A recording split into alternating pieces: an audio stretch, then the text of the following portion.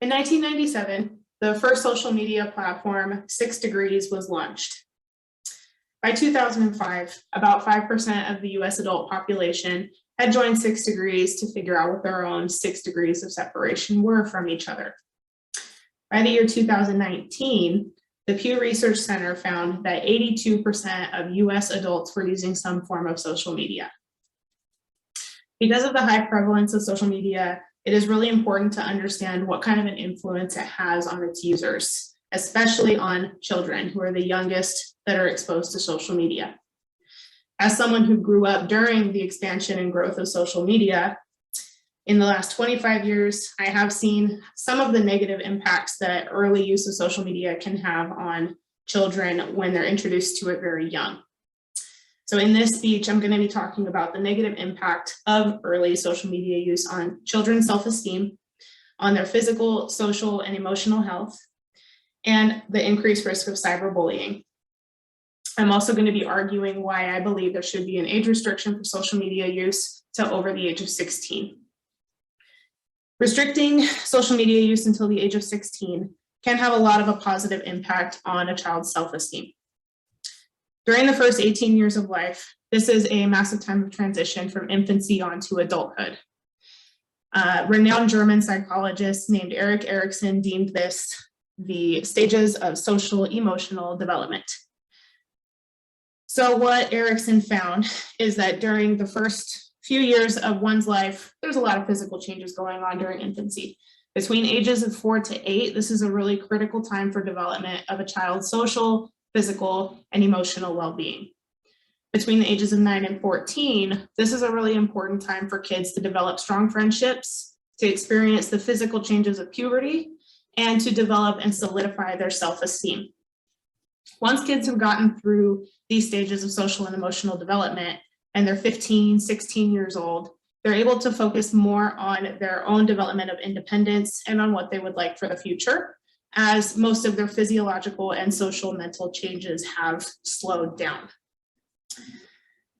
By waiting until the age of 16 to use social media, social self-esteem and strong social skills are more likely to be solidified, and the chance of negative self-esteem impacts from using social media will be much lower.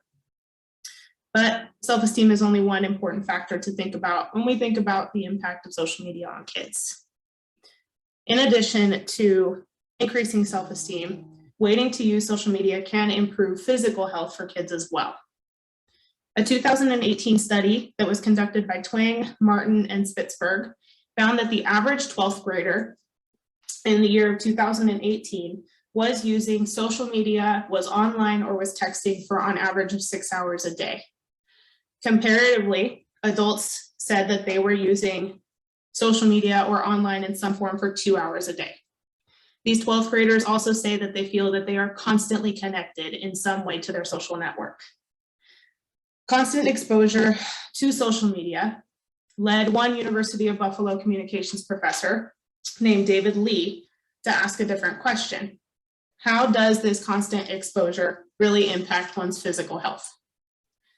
In his 2022 report, Lee found that the college students that he was studying were 1.4 times more likely to have had and been treated for a flu-like illness in the prior 3 months. And they also had an increased level of what's called C-reactive protein. C-reactive protein is an inflammatory biomarker in the body, and it's really typically found in patients who have been diagnosed with cardiovascular disease or diabetes. So it's something that's like really causing stress in the body.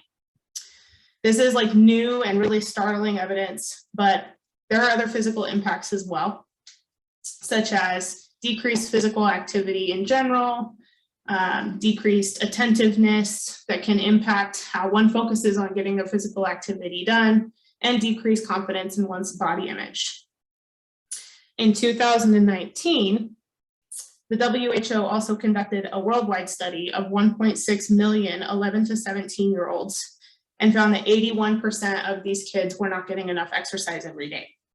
There are a lot of factors that can contribute to this, but one factor is that there has been an increased use of screen time in this age group.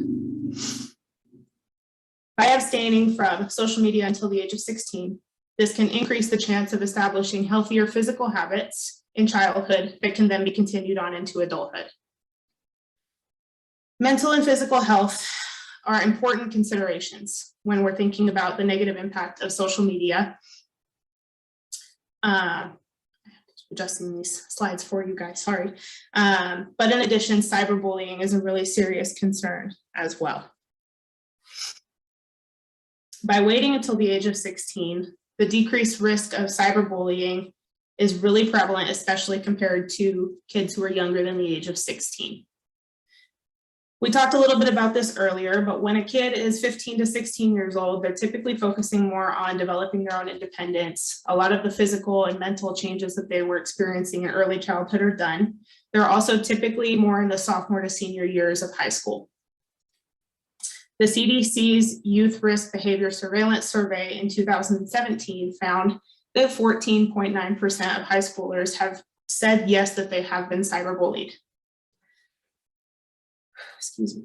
By restricting social media use until the age of 16, children are more likely to have been able to develop really good self-esteem, really good social network, and really good relationships with friends that can help them overcome and be more resilient to any cyberbullying that they may experience when utilizing social media. In addition, when kids are 16 and older, they're typically in that sophomore to senior range.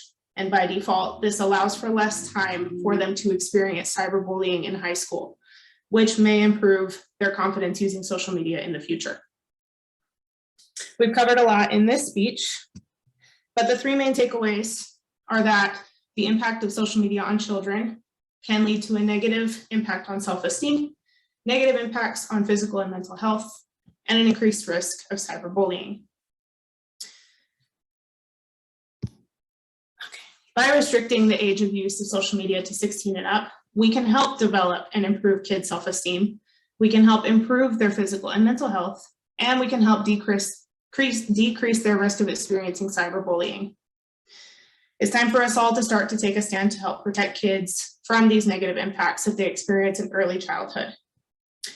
A few more years without social media can really have positive impacts for the rest of their life.